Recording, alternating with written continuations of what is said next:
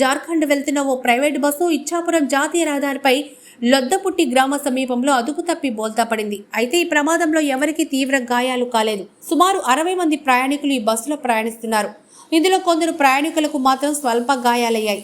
Driver, cleaner తో పాటు మరో మహిళకు గాయాలయ్యాయి. సమాచారం అందుకున్న 108 వాహన సిబ్బంది పైలట్ గోవింద్, ఈఎన్టీ ఉప్పాడ బాలకృష్ణ గాయపడిన వారిని ఇచ్చాపురం ప్రభుత్వ ఆసుపత్రికి తరలించి వైద్యాన్ని అందించారు. జార్ఖండ్ ప్రాంతానికి చెందిన వీరందరూ కేరళలోని సుగంధ ద్రవ్యాల తోటల్లో పనిచేస్తున్నారు. వీరు గత ఆదివారం ప్రత్యేక బస్సులో తమ స్వగ్రామాలకు బయలుదేరారు. ఇచ్చాపురం చేరేసరికి బస్సు బోల్తా పడింది.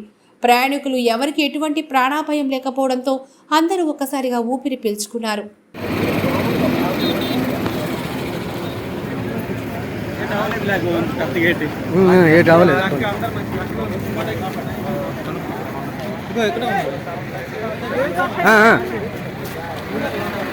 ఒక్కలు చిన్నది